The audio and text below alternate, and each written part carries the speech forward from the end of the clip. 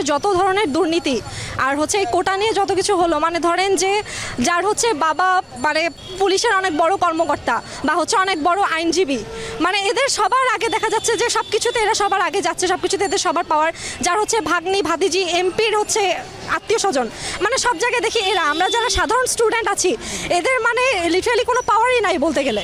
তো সেই জায়গা থেকে আমরা সাধারণ শিক্ষার্থী হিসেবে বলতে চাই যে এই বৈষম্যগুলোকে রিমুভ করে আমরা যেন সবাই একসঙ্গে সব ধরনের কাজ করতে পারি এবং দেশের উন্নয়নে আমরা সবাই পার্টিসিপেট করতে পারি। বৈষম্য বিরোধী ছাত্র আন্দোলন রংপুরের পক্ষ থেকে আমরা একটা বিষয় বর্তমান অন্তর্বর্তীকালীন সরকারের কাছে মানে জোরালো দাবি জানাচ্ছি, সেটি হচ্ছে আমাদের এই আন্দোলনকে বিগতিক ধারায় নিতে আজকে আওয়ামী লীগের বেশ কিছু অঙ্গ সংগঠন তারা মাঠে যেভাবে কাজ করতেছে এটা সম্পূর্ণভাবে বিশ্বে আমাদেরকে একটা বিতর্কের মধ্যে তারা রাখতে চাচ্ছেন, কিন্তু আমরা কোনোভাবেই তাদের এই অপকৌশলকে আমরা সফল হতে দেব না।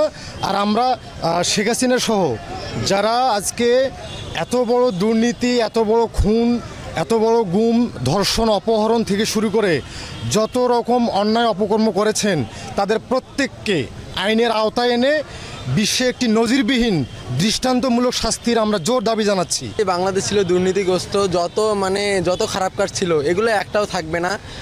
আমরা তো স্টুডেন্টরা ছিলাম আর এখনও থাকবো, যতদিন রাজপথে থাকা লাগে আমরা থাকবো। থেকে সকল দুর্নীতি রিমুভ করে আমরা সুন্দর দেশ গঠন করব, সুন্দর স্বাভাবিক, সবাই যাতে কোনো বৈষম্য এখানে থাকবে না।